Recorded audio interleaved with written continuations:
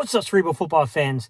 The Philadelphia Eagles set their initial 53-man roster, which basically means, or is basically the first step in a very long season towards the roster, the roster tango, if you will.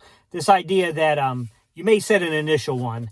It's probably not going to look the same in week 1, and it certainly won't look the same in week 12, and it's definitely not going to look the same when we line up to play, with our active 46 and things like that in terms of the Super Bowl. Yes, I have very, very high aspirations for this team. All right, with that said, I'll be honest. I've been doing this for quite some time here on YouTube. And even before I had YouTube, I used to do this for fun just by myself, just, as a regular guy. I just like to take a piece of notepad or, legal pad and just jot down ideas for what I thought the 53-man roster would look like. I've been doing this for a very long time. I think you could have given me 50 attempts at this one. And while I would have gotten a lot closer than my first attempt I put out on the internet, I don't think I would have ever gotten within one player. This was definitely not the way I envisioned them when they first started out. I would have never foresaw the entire, Kennard trade happening. I would have never, Fred Johnson, I thought once he walked out the door and signed the contract, I could have seen if he got released and then they brought him back. But I would have thought that they would have made a trade to put him on the initial 53 for this year. So, there are a couple things that no matter how many attempts you gave me, I'm not confident I would have gotten those things. But with that said, let's take a look at the Eagles 53, and let's talk a little bit about who's on the 53. And let's talk a little bit about some of the notable cuts and the fact that it's not done yet, guys. Just because a player's cut doesn't mean that they're not going to be an active part of what the Eagles do on the 2025 NFL season. All right, y'all, let's talk about the 3 quarterbacks they kept. Not really mystery after the trade, after they landed Sam Howell. It was Hurts. And then, of course, it's going to be the big kid McKee, and then it's going to be Howell. So, outside of maybe the Howell trade, pretty standard. I told you guys back when I was making my original 53, when I put the Rook on there, McCord, that I thought that they were going to carry 3 just because of the active, the active 46 rule, to where you don't have to put your third quarterback on your active 46 as long as they're on your 53-man roster. Then they can be used as the emergency backup. So meaning if both your quarterbacks go out, he's automatically activated. He didn't need to be on your active 46. So I thought all along they were probably going to carry 3 just because of that rule. Now, on your initial 53, it's still taking a risk because you don't need to have them on your initial 53. You can put them there before week 1, before the start of the season, basically. All right. Running backs for 4, and actually, I think a lot of us who had been doing these, kind of mock or these, projected 53s, I think we all kind of got this one right for the most part. Saquon, Will Shipley, A.J. Dillon, BVS, Ben Van Sumer, BVS guys. Yeah, that was pretty standard. I thought early on, Montreal Johnson, I thought a few of those guys, showed a little bit early on, but I think as it went on, it was just pretty obvious who they were going to keep. Now, some of those other guys, I'm interested to see if they can develop on the back end of the roster. I'm not counting them out. I just, time to move on, I guess, for some of this. And I thought this was pretty obvious. Wide receivers 5. I saw other people put mocks out and got this wide receiver grouping correct. I really thought that they might still keep Anais Smith on the actual roster just because of the punt return. You don't want to risk having to put out guys out there that, I know you can say, football's a risk. I get it.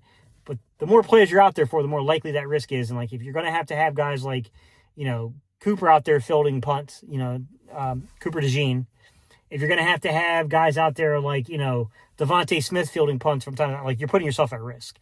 I'd rather have a full-time punt returner. You can make the argument that, you can take, Anais Smith or an Avery Williams and put them on the practice squad. We used to do that, for the first 3 weeks or so. We did that in previous with Britton Covey. So, I don't think it's off the table. But, I thought there could have been a role there for him. Outside of that, guys, the 5 were A.J. Brown, Devontae Smith, Jahan Dotson, John Mechie III, and Darius Cooper. Not a huge surprise. Tight ends 3. I got this one, actually. And I think a couple other people I saw put out, they got this one as well, which was Dallas Goedert, Grant Calcaterra, and then Granson. I thought what threw the monkey wrench in this was that little period of time to where we had to take a guess at how the roster would be reconstructed following injury status. Because, when you lose certain players who have particular roles, you got to be concerned about how they're going to replace the role. So that did throw a little bit of a monkey wrench in there, but we figured it out. I think Granson, at the end of the day, makes sense keeping on there. I mean, EJ Jenkins is a little surprising because he does make sense to kind of fit the role, and he can be a big blocker downfield, especially on run plays like that, to where he can make it, 12-man, really be 11-man, 11-man, really be 12-man, some of the same kind of things we got before. Offensive line. It's a little ironic because when I first started this, I didn't think that there were even 10 guys worthy of making the roster, and I kept 11. Originally, I was like, I see 8 guys that make some sense here. Then we're going to probably be hinging on some rookies. They did quite a lot here, to be quite honest. Mulata, Dickerson, Jurgen, Steen, Johnson, no does, right? Then you got Fred Johnson, Drew Kendall, Matt Pryor, Brett Toft, Trevor Keegan, and Cameron Williams. If I had to take a wild guess, Cameron Williams is going to be part of that roster tango thing they do there, but I mean, they went heavy. They went very heavy on the offensive line. Offensive line makes sense to go heavy on just because, like, if you're going to sustain injuries, if you're going to run into depth problems, that's what's going to happen in the trenches, to be quite honest. Edge players. This is where one of the wrinkles and one of the surprises came in.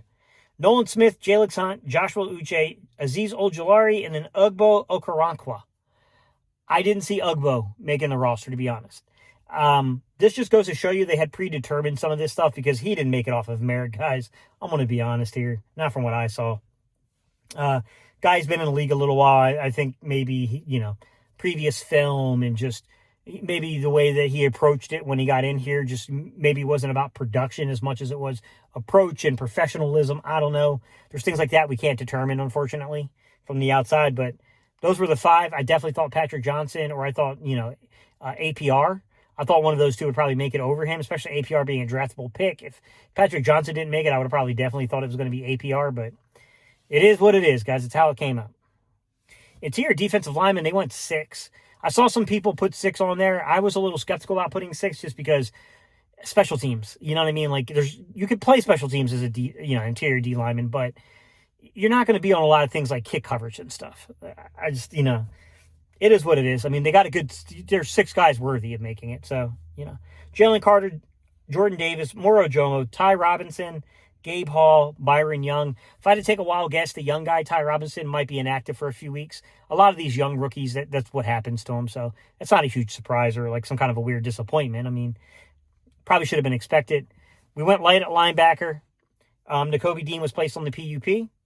And then, of course, the young guy, Miles Hinton. Miles Hinton was placed on injured reserve from the offensive line. That left linebackers Zach Bond, Jahad Campbell, Jeremiah Trotter Jr., and then Smile Munden Jr. So nothing surprising there. I think the majority of us had the linebackers on our list.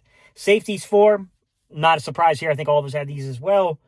Reed Blankenship, Drew Makuba, Sidney Brown, Tristan McCullum. And then cornerback 6. I thought this was interesting because the Eagles, on their thing, when they combined them together, only put 9, and they clearly had 10 on there. So they made a mathematical error, or they slipped, and they're telling us a deal's coming. Make that, if you will, as a conspiracy theory, that the Eagles slipped on their initial roster by not saying there were 10 to saying there was 9 because they were thinking about a move that's probably already in the works. I don't know if that's true or not, guys. I'm just making crap up. But I thought it was funny that they slipped on the roster in terms of the numbers. Quinyon Mitchell, Cooper DeJean, Mac McWilliams, Kaylee Ringo, Jacorian Bennett, and Adoree Jackson. Not a surprise there. There was 6 I put on mine as well. Specialist only 2. This is part of that roster tango stuff they do. Jake Elliott, Brandon Mann. The thing is that when you look at this, Hewlett, who's the long snapper, he's a vested veteran. I mean, they probably worked a backroom deal out with him. We're not worried about that. And that gets us into kind of some of the notable cuts that I noticed off of this. Patrick Johnson, Avery Williams, Perry Nickerson, Kenyon Green, E.J. Jenkins, Brandon Johnson, Kyle McCord, Antoine Powell Ryland, Eli Ricks, Andre Sam, sorry guys, Anais Smith, and yeah, that's it. Anais Smith. Those are the ones I thought were surprising. No, I'm sorry, not surprising. I thought those were notable. When I say notable, I don't necessarily mean surprising. That's where I was going with that, guys. Just because it's notable, like surprising players would be in the notable cuts, but that's not the only notable cuts. Sometimes it's because of the drafted position, right? Like Kyle McCord. You just drafted him this year, and because of circumstance he's cut, you don't even give him a chance to develop, per se. He can be back on the practice squad. We're getting ahead of ourselves. I mean, if he gets back on the practice squad, it's a great move, but you got to get him on the practice squad.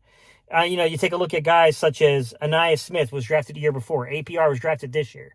They're in that category of notable because they're draft picks. that were drafted just recently. And you're exposing them to waivers, whether they make it through or not. And more than likely, they'll make it through. But, defensive ends, offensive linemen, quarterbacks, when you get those in particular, you got to be a little careful, right? Some other notable ones, Perry Nickerson, just because older, but definitely a guy that has some experience playing in the nickel, and he's really well liked by coaches. Notable. Surprising, no. Notable, yes. He's a notable guy that I would love to see back on the practice squad. I think he gives you something there. Avery Williams makes some sense to me with Anaya Smith in terms of getting one of those two guys back if you can, because they give you punt returner possibilities. So you can use your active call-ups there. Kenyon Green, because we made a trade. E.J. Jenkins, because the coaching staff likes him, and there's probably a role for him on this team to an extent as a big kind of blocker in the run game from the outside, if you will, or even, tight to formation, right? It's interesting, guys. I mean, this is a very interesting 53 this year. It's only the initial. I don't know what that's going to be, but I think the next video idea, and I think the thing that gives us the most meaning is the next time we meet again, we need to talk about the active 46 and try to make some predictions if we think the Eagles are going to use call-ups for a 48. Remember, we can use 2 call-ups, so we can go to a 48 and actually a 49 because, keep in mind, you can use the emergency quarterback rule. So next time we meet, guys, I think that's what we should talk about is kind of trying to, or at least before the Dallas, before Dallas's game. We should probably meet up and we should talk about that, guys. We should talk about trying to predict the active 46. All right, guys, that's the roster. Let me know in the comments down below what you think. Who's your favorite player that got cut, guys, that you were like, man, I thought he was making it. All right, y'all. Peace. I'm out of here.